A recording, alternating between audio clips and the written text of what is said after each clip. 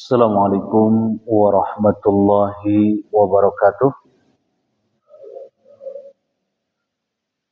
Alhamdulillah wassalatu wassalamu ala Rasulillah wa ala alihi wa sahbihi wa man tabi'ahum bi ihsanin ila yaumiddin, amma ba'd. Hadirin jamaah salat maghrib yang semoga dirahmati oleh Allah Ta'ala, marilah kita bersyukur kepada Allah Ta'ala yang telah melimpahkan nikmatnya yang banyak kepada kita. Karenanya Allah Ta'ala berfirman di dalam Al-Quran, wa in ta'uddu ni'matallah la tuhsuha. Dan jika kalian mau menghitung satu persatu nikmat Allah, pastilah kalian tidak akan bisa untuk menghitungnya. Kemudian salawat serta salam semoga tetap terlimpahkan dan tercurahkan kepada Nabi Muhammad sallallahu alaihi wasallam, yang dengan sunnahnya kita dapat memahami agama ini dengan benar. Hadirin a'azzanallah wa iyyakum, tanpa terasa walhamdulillah Ramadan kian semakin dekat. Tinggal kurang lebih sekitar berapa hari lagi? 12 hari, gak kerasa. Ya, kalau kita sampai Ramadan tiba-tiba sudah tarawih saja nanti insyaallah. Mudah-mudahan kita ketemu Ramadan. Hadirin a'azzanallah wa iyyakum, di pertemuan yang telah lalu ya dengan Ustadz Agus Said dibahas tentang qada puasa. Betul? Dengan Ustadz Dwi kemarin bahasanya apa saja? Apa? Ya, Ustadz Agus Said tentang qada puasa ya, Mas Saiful ya. Kalau dengan Ustadz Dwi-nya tentang apa? Ada yang masih ingat? Syarat wajib puasa sudah dibahas belum? Syarat sah puasa atau pembatal puasa sudah belum? Belum, Mbak? Baik. Saya kira ini penting untuk dibahas. Ya, syarat wajib puasa dulu. Adapun syarat wajib puasa itu ada Islam, berakal, kemudian balik, ya, berakal balik ini taklif namanya. Kemudian tidak ada uzur. Ini syarat wajib puasa. Yang mana seseorang ketika sudah terkumpul ketiga syarat ini pada diri seseorang, maka wajib baginya untuk berpuasa. Ya. Kemudian syarat sah puasa ini ada Islam, berakal, tamyiz, dan tidak ada uzur. Tamyiz itu apa? Anak usia 7 tahun sudah bisa membedakan mana benar, mana salah, mana perintah, mana larangan. Nah, sehingga kalau anak sudah sampai 7 tahun dan memahami hal ini, maka orang tuanya sudah berhak untuk memerintahkan anaknya berpuasa. Yang kalau seandainya benar puasanya, maka orang tuanya dapat pahala. Ini dia. Rukun puasa ada berapa? Ada berapa, Mas? Masih ingat tidak? Ada 2. Pertama adalah niat, dan kemudian menahan diri dari hal yang dapat membatalkan puasa. Nah, adapun pembatal-pembatal puasa, yang pertama adalah makan dan minum. Ini sudah tentu. Ya, yang kedua adalah masuknya benda ain. Benda maksudnya yang terlihat, ya, ke dalam rongga tubuh melalui saluran terbuka. Nah, rongga tubuh atau saluran terbuka ini ialah apa saja? Mulut, hidung, telinga, lubang dubur, mohon maaf, kemudian lubang farji, dan mata. Ya, ini rongga yang terbuka dari tubuh kita, yang seandainya kemasukan benda yang terlihat maka batal. Ya, baik yang padat ataupun cair. Ya, kalau misalkan masuk ke rongga tersebut maka batal puasanya. Tapi ada catatan penting di sini, bahwa tidak setiap yang masuk pada rongga ini kemudian bisa membatalkan puasa. Ya, karena apa? Kalau seandainya benda ini masuk ke rongga tersebut tidak sampai kepada batasan awal, maka belum batal puasanya. Contoh, mulut, ya, ini cakupannya banyak. Dari mulai dalam bibir sampai tenggorokan ini dianggap mulut. Nah, kalau seandainya ada benda masuk ke rongga mulut, ini Pak, ya, di sini, apakah batal puasa kita? Batal tidak? Tidak. Ya. Jadi kapan benda itu dianggap membatalkan puasa? Ketika sampai kepada makhraj H. Ini dia. Ya. H itu makhrajnya ada di tengah tenggorokan, Pak. Ya. Kalau misalkan kita nelen apa? Lereng misalkan. Sampai ke tenggorokan sini ke H, maka batal puasanya. Tapi kalau cuma sampai sini, ya, di lidah gitu ya, itu tidak membatalkan puasa. Ya lagi pula ngapain siang puasa kemudian kita mainan kelereng di mulut gitu ya. Bukan apa-apa, ketelen, susah masuk, susah keluar, gimana kita? Sesak ambekannya. Ya, ini dia. Ini salah satu contoh saja. Ya. Oleh karenanya ada hukum yang menjadi satu bahasan dalam fikih bahwa bolehnya seorang koki misalkan ya, entah itu laki-laki atau perempuan. Ya kalau rumah tangga biasanya ibu atau istri begitu yang masak, itu boleh mencicipi masakan yang dimasak ketika puasa. Ya, untuk memastikan apakah rasanya ini sayur asam-asam atau enggak gitu ya. Ini keasinan atau kurang asin. Ini boleh. Ya, nyicipin masakan tapi dengan catatan enggak boleh ditelan sampai awal sampai apa? Sampai batasan awal, tengah tenggorokan.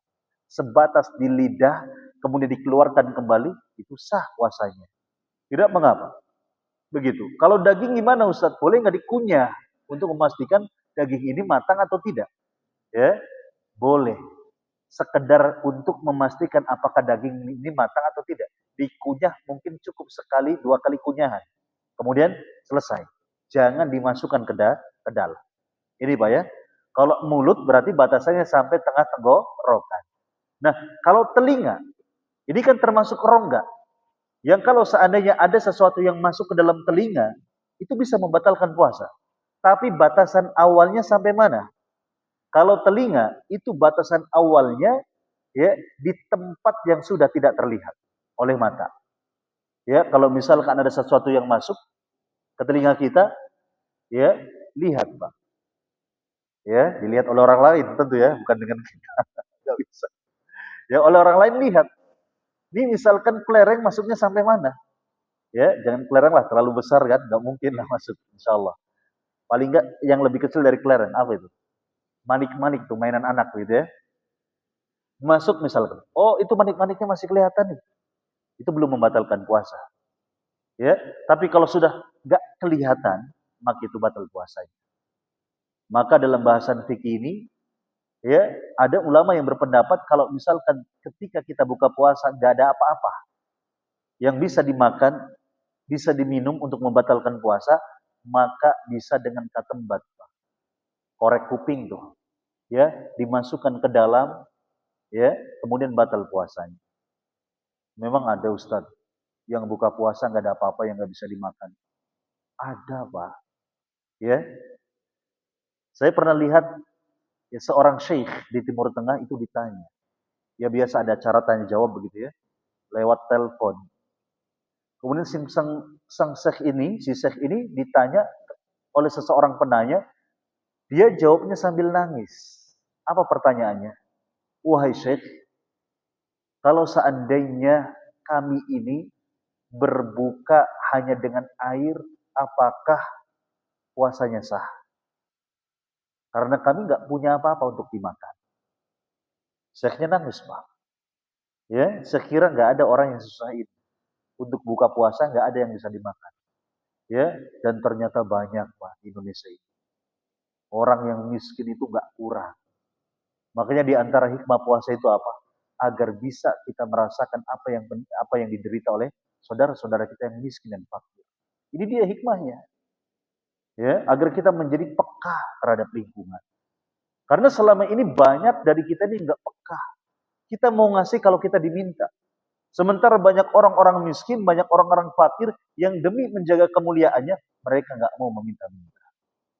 Ya, bahkan pernah saya sampaikan mungkin di majelis ini, ada salah satu pedagang kalau tidak salah di Cirebon, ya kalau tidak salah di Cirebon, atau di Indonesia ya, pastinya di Indonesia pasti. Saya lupa di Cirebon atau di mana. Ini pedagang keliling, dia curhat ke temannya yang sama-sama susah. Bahwa ternyata dia itu sudah beberapa hari nggak makan. Ternyata apa yang terjadi, Pak? Besoknya sudah meninggal, kelaparan. Kalau ternyata itu si pedagang ini orang sini, ya, antum semua dosa. Kenapa? Karena nggak peduli dengan orang seperti ini. Ya, kalau di kampung antum, ya ini kejadiannya, berarti antum satu kampung dosa. Kenapa? Karena nggak peka terhadap orang-orang miskin di sekitar kita. Makanya kalau bisa seperti Umar, seperti Abu Bakar, seperti Ali Zainal Abidin, cicitnya Nabi Shallallahu Alaihi Wasallam, yang mana mereka itu mencari keberadaan orang miskin. Di mana orang miskin berada, dicari, dipenuhi kebutuhannya. Bukan dia yang datang kepada kita. Ya, sebab ada hak harta orang lain yang kita miliki. Dan kita harus memberikannya hak ini. Siapa mereka? Orang-orang miskin. Orang-orang fakir. Hadirin azani Allah wa iyyakum. Ini dia. Nah, adapun batasan dari hidung ini namanya pangkal hidung. Ya. Jadi kalau misalkan ada benda masuk ke hidung sampai ke pangkal hidung, maka batal puasanya. Ya, tapi kalau sampainya cuman sekitar, mohon maaf, area yang upil ini pada nempel, ini belum batal. Ya, belum batal. Ya, misalkan ada kapas masuk atau fix yang buat pilek tuh, Pak. Ya, cuman masukin ke sini aja gitu ya. Ini nggak batal. Ya, karena nggak apa? Karena nggak sampai ke pangkal hidung. Hadirin azanallah wa iyyakum. Nah, ini hal yang harus kita pahami ya tentang masalah ini. Baik. Ya, adapun dubur ya, dubur sampai mana? Nah, dubur itu batasannya sampai area yang biasa kita membersihkan ketika cebok. Ya. Jangan sampai masuk ke dalam, Pak. Kadang-kadang ada orang was-wasan. Ya, orang was-wasan, bersih enggak, sambil kurk sambil masuk ke dalam, ya, ini bisa membatalkan puasa. Dan bahaya, Pak. Bisa mengakibatkan ambeien. Ya, ini sering terjadi orang yang ceboknya berlebihan sampai masuk ke dalam itu ke sana, ya. Ini bisa ambeien. Hadirin azanillah wa iyyakum.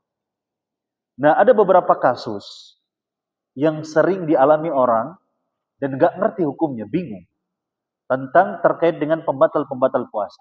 Yang pertama, apabila masuk ke dalam tenggorokan, lalat, nyamuk, ya, ini batal atau tidak, Pak? Lalat sama nyamuk batal tidak? Kalau kita misalkan di jalan lagi nguap masuk, ya masuk ke dalam sini, batal. Ya, kalau sengaja, lapar gitu ya, lumayan buat gizi. Kita nggak dapat MBG, Pak ya. Mangap gitu ya. MBG konon Ramadan ada, Pak, tapi tetap kita nggak dapat, bukan pelajar gitu ya. Mangap kita, ya. Ini kalau sengaja jelas batal. Kalau nggak sengaja, tiba-tiba lagi nguap, lep, gitu ya. Gimana? Mau bilang alhamdulillah nggak nih? Ya. Penyakit Pak lalat, Pak ya, sama nyamuk. Gimana? Oh iya, benar Pak Haji. Jangankan sepiring, 2 piring aja kalau uruk gitu nambah selama lupa nggak batal. Ya, ini rizki dari Allah Taala. Tapi jangan doa dari sekarang, ya Allah semoga sering lupa ya Allah. Ya, hadirin azanillah wa iyyakum. Baik. Kemudian ada kasus yang lain. Apabila seseorang menelan ludahnya sendiri, batal atau tidak? Tidak batal ya. Pegel kita mulutnya, Pak. Keluarin lagi, keluarin lagi, keluarin lagi. Ya. Kecuali apabila ludahnya ini tercampur dengan darah. Kadang-kala ada orang sakit gigi, gusinya bengkak, nih gampang keluar darah. Ya, maka tidak boleh bercampur dengan ludah yang kita telan. Ya, kalau kita menelan ludah bersamaan dengan darah yang tercampur dengan ludah, itu batal puasanya. Ya, maka kita harus bisa membedakan mana darah, mana ludah. Kan gampang, Pak, bedainya kan. Kalau darah itu kerasa, oh rasanya Ya begitu darah begitu dari gusi, keluarin. Ya keluarin sampai bersih, kemudian ludah masuk ke dalam. Ini dia. Ya, untuk masa lalu. Termasuk nanah. Kalau nanah masuk ke dalam tenggorokan, maka batal puasanya. Baik. Hadirin azanillah wa iyyakum. Kemudian ini musim hujan. Ya, rentan yang namanya batuk dan pilek. Ini gimana? Kalau misalkan ada dahak, boleh nggak ditelan, Pak? Batal tidak? Tidak. Kalau dahak juga termasuk hukumnya kayak air ludah. Kecuali dahak itu keluar dari area bibir. Ini sudah keluar bibir, ya. Terus apalagi ke sini, ya. Kemudian kita tarik lagi ke dalam. Eman-eman lumayan gizi, gitu ya, nutrisi. Ini batal puasanya. Ya, ingus juga sama. Kalau ternyata sudah keluar, kita tarik lagi ke dalam, ya, maka batal puasanya. Jadi jangan mainan ingus, Pak. Ya, keluarin aja, jangan tarik keluar, tarik dalam. Ini kadang-kadang anak-anak seperti ini begitu ya, buat mainan. Ya. Hadirin azanillah wa iyyakum. Nah, kemudian air bekas kumur. Kadang kalau kita wudhu kan ada yang namanya istinsyak dan apa? Madmadah. Istinsyak itu menghirup air ke mana? Hidung. Madmadah itu kumur. Bagaimana Ustaz kalau puasa apakah boleh tetap madmadah? Boleh. Kita kan sudah tahu batasannya. Ya tidak, Pak. Kalau kumur kan masih area mana? Area pipi kanan, pipi kiri, rongga atas, rongga bawah. Sebatas itu. Ya, kita cibuk dengan satu cibukan, berapa kira-kira mili, Pak? Milinya berapa kira-kira? Satu cibukan ini, tangan. Ada 50 mili? Ada? Ada ya? Kita seruput. Kumur-kumur keluar. Tapi ternyata kalau yang keluar cuma 20 mili, gimana? 30 milinya kemana ini? Diumpetin kemana ini? Ya, sebelum wudhu kita haus, tapi setelah wudhu kok hilang hausnya. Berarti kemana? Ya masuk ke dalam. Batal nggak? Batal puasanya. Ya, batal puasanya. Jadi kalau madmadah kumur, ya harus dikeluarin. Adapun air yang tersisa yang sedikit ini nempel ke area misalkan pipi dalam, rongga atas, rongga bawah, ini namanya ma'fu anhu. Dimaafkan. Karena susah dikeluarkan, karena sudah tercampur dengan area air ludah yang nempel-nempel di dinding bawah, dinding atas. Ini hal yang harus kita pahami. Ya, taib. Apabila ada sisa makanan di antara gigi nyangkol, ya kemudian ketelan, batal atau tidak, Pak? Hah? Batal. Ya, jangan ragu. Batal nggak? Batal nggak? Batal. Apalagi kita nyisain, dari sahur ini kita nyisain gitu ya. Nah ini batal, Pak. Jadi hati-hati. Kalau misalkan kita habis sahur, sikat gigi. Jangan ditunda. Ya, kalau ada sekiranya yang nyangkol, ya segera dikeluarkan. Ya, karena bisa membatalkan puasa. Taib. Nah, masih terkait dengan pembatal-pembatal puasa, ini ada yang sifatnya kontemporer. Ya, akan kita bahas juga. Yaitu yang pertama rokok dan vape. Ya, ini membatalkan puasa atau tidak?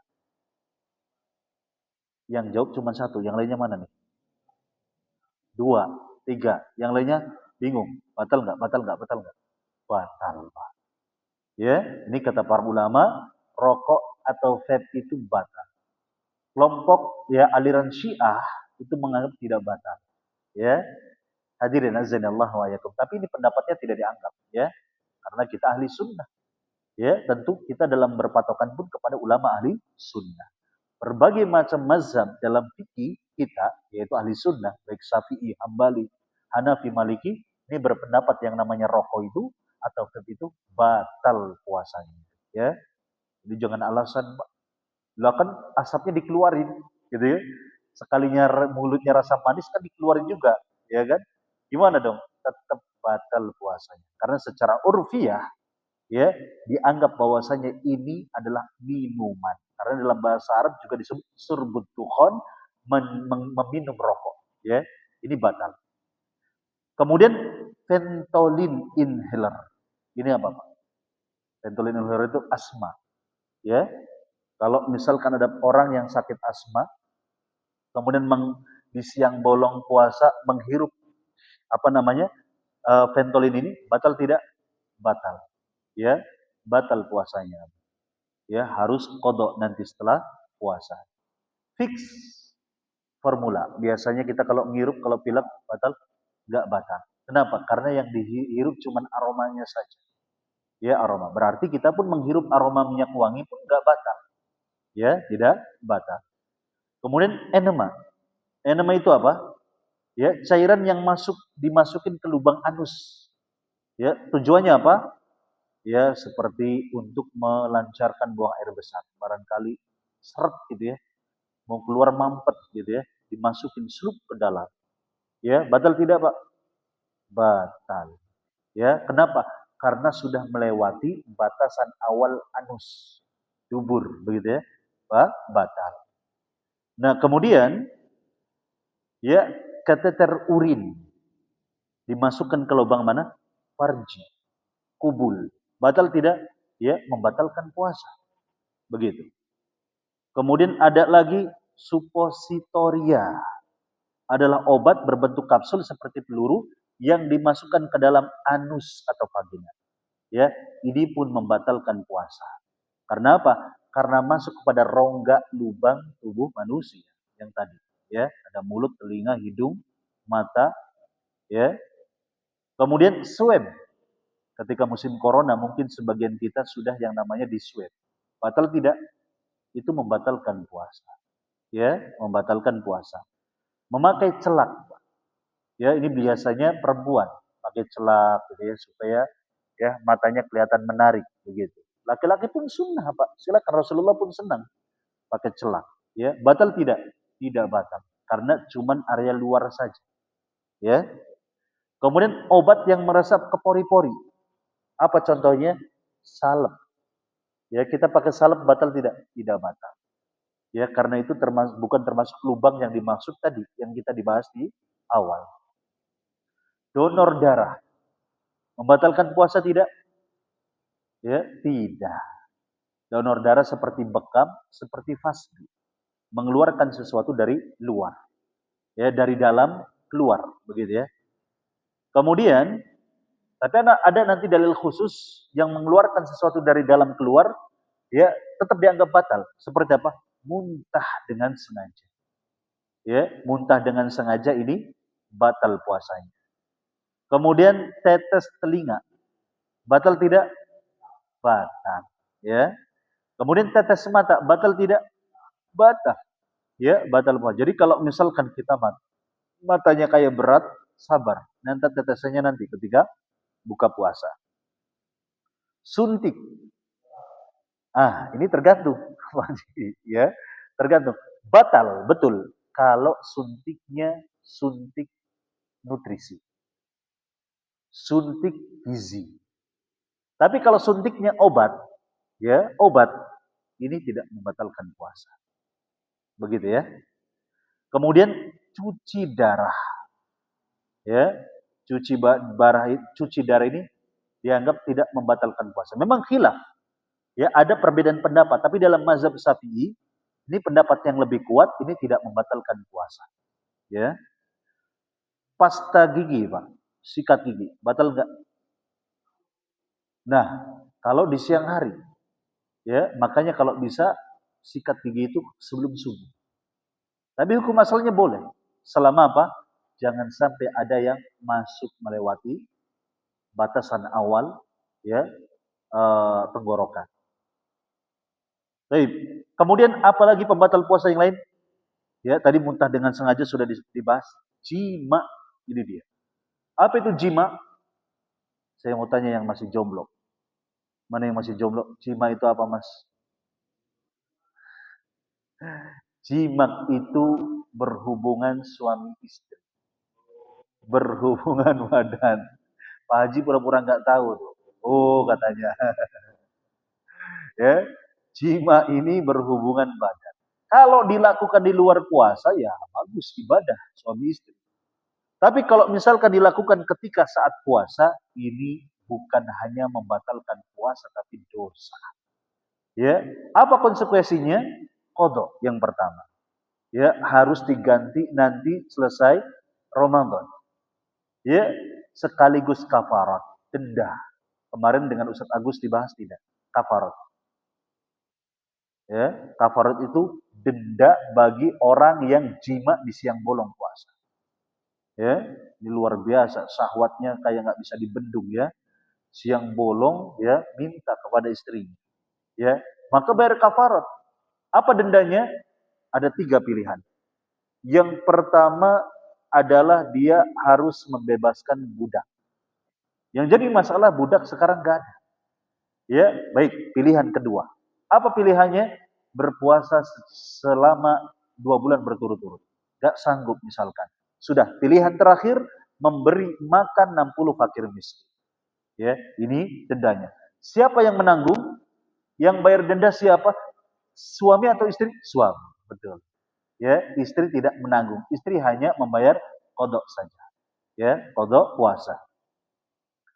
Kemudian, ya, yang membatalkan puasa adalah keluar mani, tapi dengan sengaja. Kalau nggak sengaja, siang bolong, mimpi basah, misalkan batal tidak puasanya, ya tidak batal. Ya, tapi ingat mandi, harus mandi junub, begitu. Ya, jangan juga nggak mandi junub. Salatnya gimana nanti? Ya, hadirin azan Allah wa iyyakum. Ini dia yang harus kita pahami dari pembatal salat. Nah, oleh karenanya ada hukum ya berciuman saat berpuasa bagi suami dan istri, maka para ulama merinci, Pak. Ciuman ya ketika puasa hukumnya bagaimana? Nah, hukum pertama haram bila membangkitkan syahwat. Ciuman timbul ser gitu. Ngerti ya? Ser, aduh, kok gitu ya? Maka haram. Kalau seperti itu. Ya, kalau bila tidak membangkitkan syahwat, cium kok biasa-biasa aja begitu ya, maka hukumnya apa? Makruh. Ini dalam mazhab Syafi'i. Ya, baik. Hadirin azanillah wa iyyakum. Kemudian pembatal yang berikutnya adalah haid dan nifas. Ya. Kemudian pembatal berikutnya murtad, keluar dari Islam. Ya. Nah, tapi ada hukum yang berbeda yang perlu kita pahami. Orang kafir, Pak, kalau kemudian masuk Islam, dia tidak memiliki kewajiban untuk membayar qadha. Ya, tidak. Mau berapa puluh kali dia nggak puasa, ya, dia tidak memiliki kewajiban. Sudah. Masuk Islam, tinggal kalau Ramadan berikutnya dia baru wajib puasa. Ya. Adapun si murtad ini, kalau dia misalkan keluar dari Islam selama 3 tahun, ya berarti 3 kali Ramadan dia nggak puasa, dia masuk Islam lagi. Berarti dia wajib untuk membayar qadha selama kapan? Selama 3 Ramadan. Kalau 1 Ramadan 30 hari, kali 3 berarti berapa? 90 hari. Maka dia wajib untuk mengqadha puasa. Beda. Ya hukumnya antara murtad dengan kafir. Baik. Hadirin azan Allah wa iyyakum. Kemudian ada lagi terkait dengan pembatal puasa. Apa itu? Seseorang yang melakukan pembatal puasa karena menduga fajar belum nampak. Nah ini hati-hati. Mungkin kasusnya banyak orang yang tidak sadar fajar sudah muncul, ya fajar subuh, tapi dia masih nyeruput kopi. Hati-hati. Ya, batal tidak? Batal, Pak. Puasanya nggak sah. Fajar sudah muncul, ya kita masih nyeruput asik aja kopinya. Ya, beberapa detik kemudian masih nyeruput, 1 menit kemudian masih nyeruput kopi. Ini puasanya tidak sah. Ya, sebagaimana kaidah pengertian apa? Puasa. Menahan diri dari kapan? Dari munculnya terbit fajar. Jadi ketika terbit fajar subuh sudah muncul, kita haram untuk makan. Kalau masih nyeruput kopi, ya tidak sah puasanya. Ini dia. Nah, kalau mengira bahwa ternyata fajar ini belum muncul, dia masih nyeruput kopi, batal puasanya. Demikian pula sebaliknya, ada orang makan takjil, buka puasa karena mengira waktu maghrib atau matahari sudah terbenam. Ya, padahal belum terbenam. Maka batal puasanya. Batal, Pak. Makanya ya dari awal ya pernah saya sampaikan, yang jadi patokan utama adalah apa? Waktu muncul dan terbenamnya matahari. Ya, bukan suara muazin. Sebab yang namanya muazin itu, Pak, manusia kayak kita. Ya, kalau buka puasa lagi lapar-laparnya, azan dulu atau takjil dulu? Takjil dulu. Karena sudah lapar, khawatir kalau dipaksakan azan nggak nyampe-nyampe. Ambekannya begitu ya. Akhirnya apa? Sudah takjil dulu. Sekalinya makan satu gorengan kurang. Dua gorengan, tiga gorengan. Lupa. Akhirnya apa? Lewat 5 menit kita yang nunggu. Ya Allah, sudah kelilitan perutnya gitu ya. Hadirin azanillah wa iyyakum. Nah, ini dia ya. Jadi patokannya tetap dia matahari. Hadirin azanillah wa iyyakum. Baik, setelah kita membahas tentang pembatal-pembatal puasa, ini perlu diingat ya. Kita akan membahas tentang adab-adab puasa. Ini dia. Ya, yang namanya puasa ini juga ada adab-adabnya. Apa tujuannya? Kita mengamalkan adab-adabnya. Tujuan pertama agar puasa kita bernilai, Pak. Ya, sebab ada orang puasa tapi nggak bernilai. Dia nggak dapat apa-apa dari puasanya. Kenapa? Karena nggak beradab ketika puasa. Ya, cuman sekedar fokusnya menahan diri dari makan dan minum saja. Akhirnya apa? Dia tidak bernilai puasanya karena tidak memakai adab. Nah, kemudian tujuan yang lain kenapa kita perlu beradab dalam puasa agar sempurna kita dapat pahala puasa. Bisa dipahami, Pak? Lantas adab-adabnya apa saja? Nah, adab-adab di sini ada yang hukumnya sunnah, ya, ada yang hukumnya sunnah untuk diamalkan, tapi memang penting untuk diamalkan. Ada yang bersifat harus diamalkan, ya, berarti haram dilakukan. Maksudnya bagaimana? Nanti akan kita bahas. Contoh, ya, harus haram dilakukan, harus dijauhi adalah maksiat. Ini dia, maksiat. Maka harus ditinggalkan. Ya, sifatnya wajib ditinggalkan. Haram dilakukan. Baik. Kita akan bahas satu persatu tentang adab-adab saat berpuasa. Yang pertama adalah menyegerakan berbuka. Ya. Jadi kalau misalkan puasa ini jangan gagah-gagahan. Ya. Tenang aja, saya masih kuat ya, belum lapar misalkan. Nunggulah nanti habis sholat saja misalkan. Ini enggak baik. Ya, karena ya adabnya adalah segera untuk berbuka. Begitu kita tahu bahwasanya matahari sudah terbenam, ya, sudah masuk waktu maghrib, maka segera untuk takjil. Ya. Dan takjil atau berbuka itu baiknya dengan apa? Dengan gorengan atau buras, Pak? Dengan apa? Kurma. Barakallahu fiik. Dengan kurma. Jadi kalau bisa kita puasa usahakan nyetok kurma. Ya, dan ini bukan sekedar kita buat pahala sunnah, tapi dapat sehat.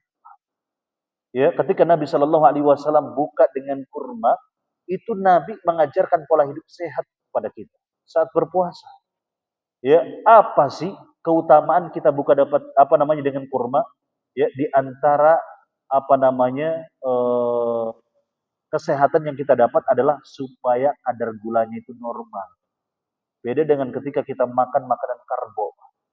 Ya, apalagi pakainya es teh manis, gula darah naik, Pak. Ini bahaya. Ya, kemudian mencerdaskan otak. Ya. Kemudian apalagi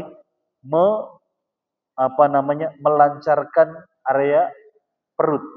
Begitu ya, supaya apa? BAB-nya lancar, lambungnya bagus. Ini kurma. Ya, Nabi Shallallahu Alaihi Wasallam bukan sembarang makan. Ya, apa yang beliau makan itu berdasarkan wahyu dari Allah, petunjuk dari Allah yang hendaknya umat ini contoh.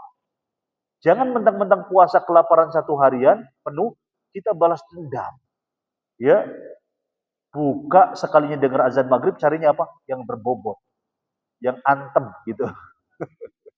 Ya, yang mangsek di perut. Kalau kurma kan, aduh nanggung gitu ya. Cari yang apa? Yang berbobot. Apa itu? Lontong sayur. Ya, apalagi nasi padang, mantep yang buah-buah dikodek, dicampur aduk gitu ya. Masya Allah. Balas dendam gitu ya. Padahal Di balik sembarangan makanya kita bisa ya menimbulkan bahaya. Nah, itu dia. Baik, adapun kurma ini, Pak, ini ada susunannya. Yang paling utama, biasanya Nabi itu kalau buka itu pakai rutob dulu. Apa itu rutob? Satu jenis kurma tapi kurma mentah.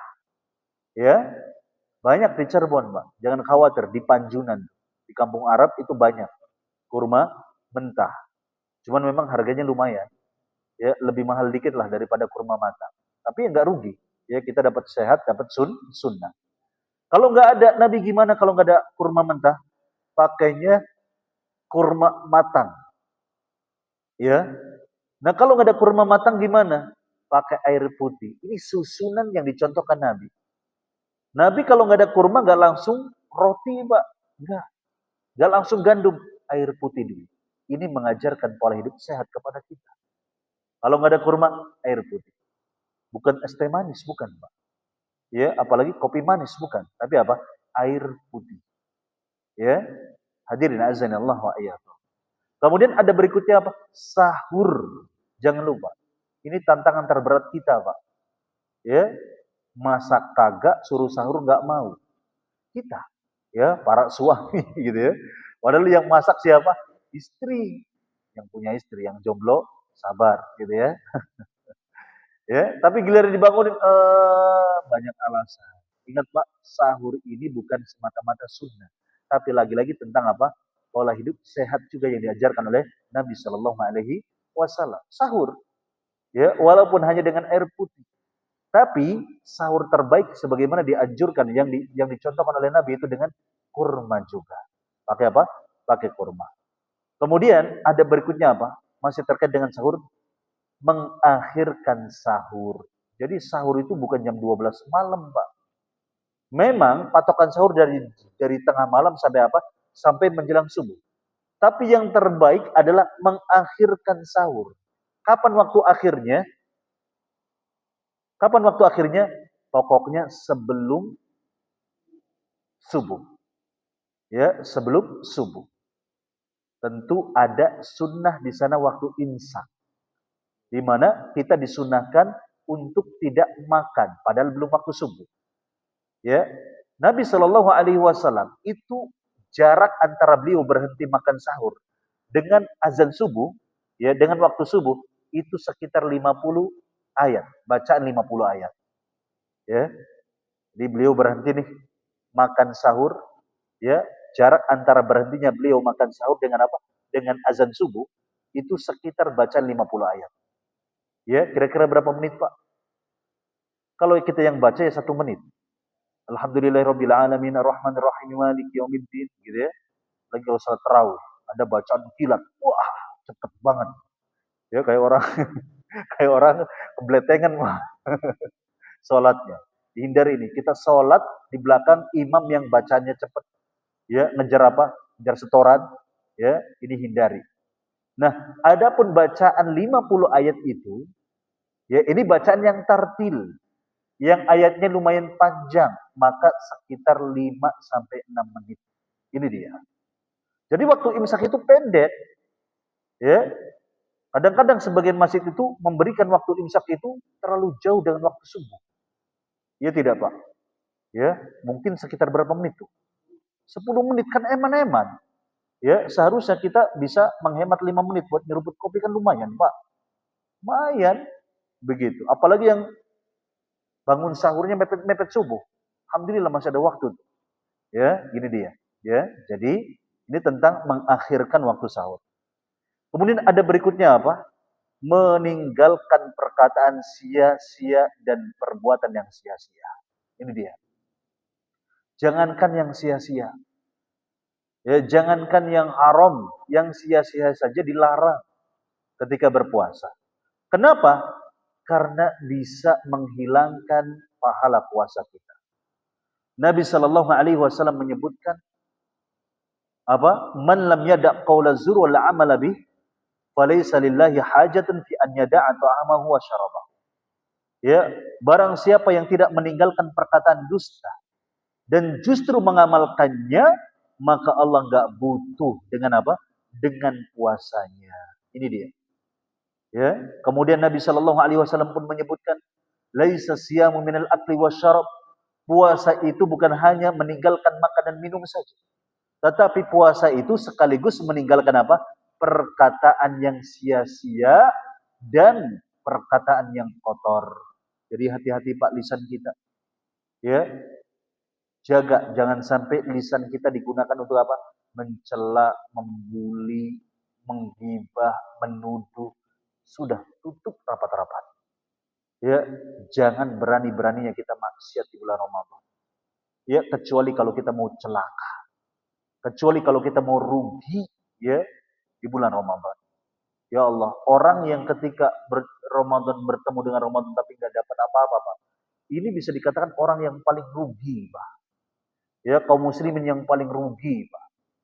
Ya, Ramadan cuma sekali dalam setahun, apalagi kita belum tentu ketemu Ramadan yang berikutnya, tapi kita menyanyiakan Ramadan. Rugi, Pak. Ya, dan perlu kita ingat ya bagaimana keinginan terbesar penghuni kubur. Ya, ketika ditanya apa keinginan kalian? Apa kata mereka? Ya, satu hari saja di bulan Ramadan. Enggak muluk-muluk. Ya, kita muluk-muluk 30 hari pengen ketemu.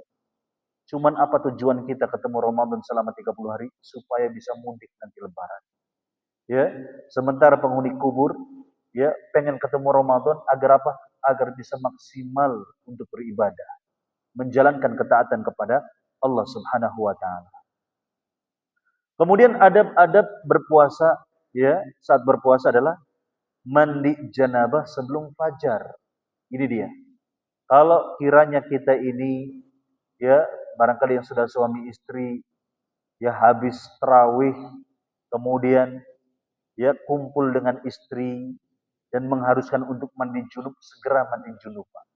Jangan tunggu nanti setelah subuh. Ya adabnya sebelum subuh. Kenapa? Karena yang namanya mandi junub itu adalah ta'mimul ma' fi kulli jasad atau fi kulli badan. Meratakan air ke seluruh anggota tubuh. Ya, kenapa disunnahkan untuk sebelum subuh? Karena khawatir ketika subuh kita ngeratain air, ada air yang masuk ke telinga. Ini hikmahnya. Akhirnya apa? Batal. Karena khawatir ada air yang masuk lewat apa? Hidung sampai ke dalam, itu batal. Karena khawatir ada air yang masuk ketika kita kumur-kumur sampai masuk ke dalam, ya, ini batal puasanya. Maka disunahkan mandi junub itu sebelum apa? Sebelum subuh.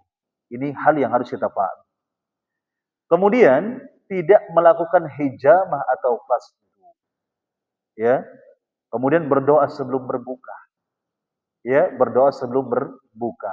Ya bismillah minimal, terus kemudian setelah kemudian berbuka kita disunahkan untuk membaca apa?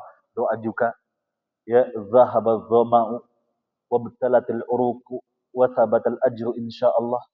Ya, telah hilang rasa dahaga dan telah basah kerongkongan tenggorokan dan telah tetap pahala insyaallah. Ini sunnah dari Nabi Shallallahu alaihi wasallam. Kemudian adab yang lainnya apa? Memberi makan orang yang berpuasa. Ini pahala yang luar biasa, Pak. Ya. Kalau bisa kita ini rajin ya. Enggak harus kita satu masjid kita traktir. Paling tidak jamaah masjid mana yang paling miskin? Ya, kalau di sini saya kira kaya-kaya semua nih. Ya, amin insyaallah. Ya. Nah, tapi barangkali di kampung kita, di masjid, ya di komplek kita, di perumahan kita, atau di kampung kita, ya ada satu, dua ya jamaah masjid yang kurang mampu. Kita tanggung, ya. Bagusnya, baiknya kita tanggung. Selama kebutuhan berbuka kita tanggung. Ini pahalanya luar biasa, Pak. Ya, jangan sia-siakan pahala ini, Pak. Kenapa? Karena ya kata Nabi Shallallahu Alaihi Wasallam, barang siapa yang memberi makan orang yang berpuasa, maksudnya orang memberi makan untuk takjil dan berbukanya, begitu ya. Maka baginya pahala orang yang berpuasa tanpa mengurangi sedikit pun dari pahala orang yang berpuasa. Ini dia. Ya, kemudian ya ada berikutnya adalah memperbanyak sedekah, ya, membaca Al-Qur'an dan iktikaf. Ya, ini dia. Banyak-banyak baca Quran. Ya, jangan sampai Quran dianggurin, apalagi diapelin. Ya. Diapelin harusnya gitu ya. Diperdekat kita dengan Quran. Karena parameter ya parameter keriduan Allah, rasa cintanya Allah atau dekatnya kita dengan Allah, ya maka bisa dilihat seberapa dekatnya kita dengan Al-Quran. Semakin kita dekat dengan Al-Quran, itu artinya semakin dekat kita dengan Allah. Ya, tapi dekatnya kita dengan Al-Quran bukan secara fisik saja, bukan secara fisik bukan, tapi bagaimana ya ukurannya ya kita dengan membacanya, mentadaburnya dan mengamalkannya. Baik, hadirin azani Allah wa iyyakum, ini dia tentang adab-adabnya. Oleh karena waktu Isya tinggal beberapa menit lagi ya, mungkin ya kita buka tanya jawab Pak ya sebelum ditutup. Baik, silakan barangkali ada yang mau ditanyakan, silakan Pak.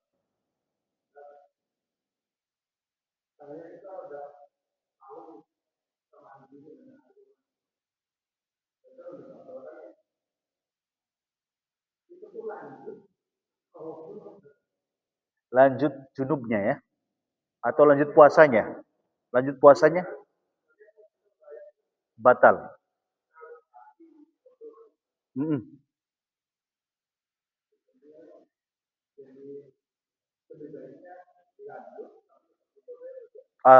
Adapun hukumnya kalau kita berbicara hukum, batal puasa berarti konsekuensinya tidak sah puasanya.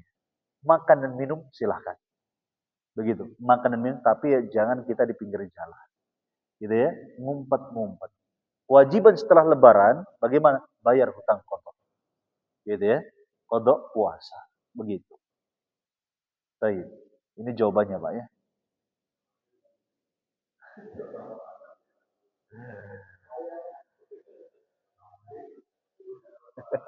Betul.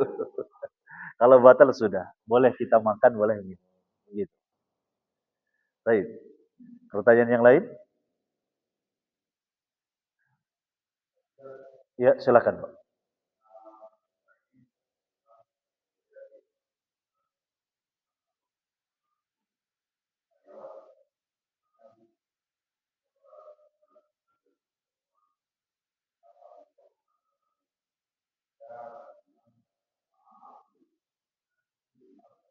Baik. Apakah bernilai nggak puasanya begitu ya? Maka tetap bernilai Pak. Dengan catatan menyesal bertobat kepada Allah. Tapi kalau dilempengin gitu ya masih dilanjutin gitu ya. Ya tidak ada penyesalan, maka konsekuensinya apa? Ya tidak bernilai puasanya. Sebagaimana disebutkan dalam hadis Nabi. Makanya ya ingat ilmu ini harus diingat. Ya agar apa? Menjadi rem bagi kita. Ketika kita mau ngomong, oh iya, oh iya, oh iya, oh iya, gitu ya. Itu dia. Baik, pertanyaan lain? Silakan.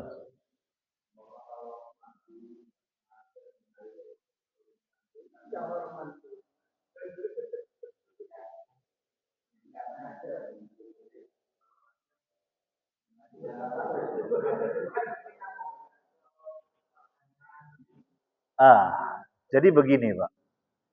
Sengaja atau tidak sengaja, maka diukur dengan perbuatannya. Kalau tadi renang itu sudah dianggap sengaja. Begitu. Kalau kemudian ada air masuk ke dalam, ini dianggap sengaja. Karena secara urufnya, kebiasaannya, ketika kita slup masuk, apa yang terjadi? Air akan masuk ke dalam. Ya tidak, Pak? Sudah, berarti batal puasanya. Begitu.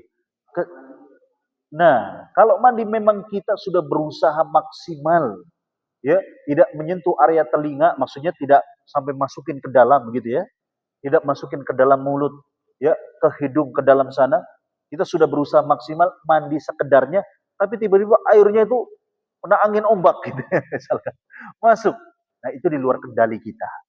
Ya, kesalahan yang tidak disengaja seperti tadi lalat masuk ke mulut. Ya, ketika nguap nggak sengaja lalat masuk ke tenggorokan ke dalam, maka itu dimaafkan. Begitu. Seperti itu, Pak ya.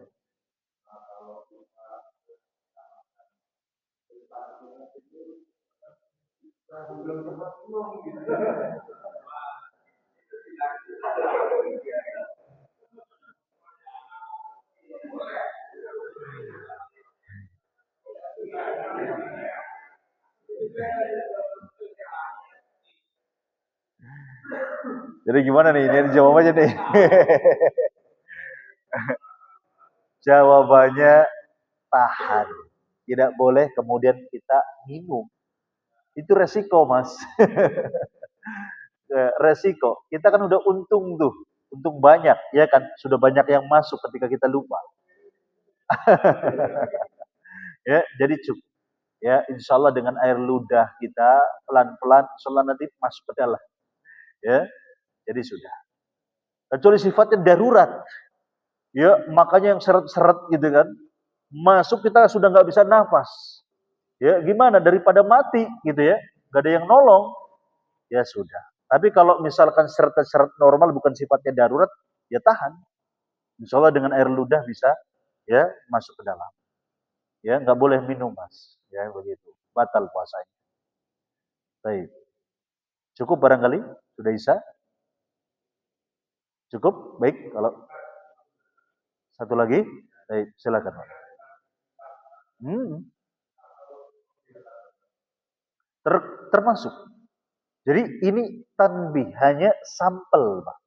Yang disebutkan oleh Nabi ketika misalkan apa namanya, laisa siyamu minal akli wasyarab innamas siyamu minal lagwi warafat. Sesungguhnya puasa itu juga menahan diri dari perkataan yang sia-sia dan apa?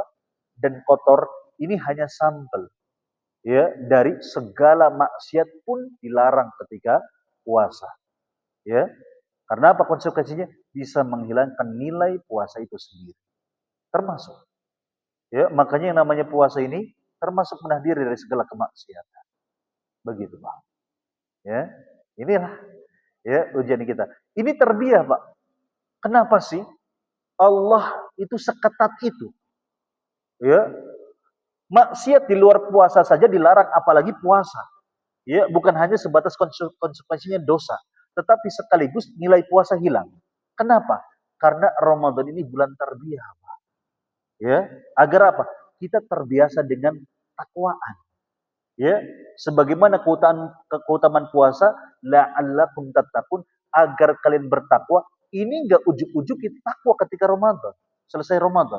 Melainkan ketika Ramadan kita diterbiah oleh Allah dengan melakukan apa namanya aturan main puasa, sehingga kalau kita benar sudah main aturan mainnya, insya Allah kita benar-benar akan menjadi orang yang bertakwa ketika ya selesai Ramadan. Tapi kalau fokusnya hanya menahan diri makan dan minum saja, sampai 100 kali kita ketemu Ramadan, Mbak, gak akan takwa. Ya, gak akan takwa. Kenapa? Karena fokusnya nahan makan dan minum saja. Tapi kalau kita nahan maksiat, itu sama saja kita mengolah hati dan hawa nafsu. Orang yang bertakwa adalah orang yang pandai mengolah hati dan hawa nafsunya. Ya, kalau kita nggak bisa, ya nggak akan bisa takwa.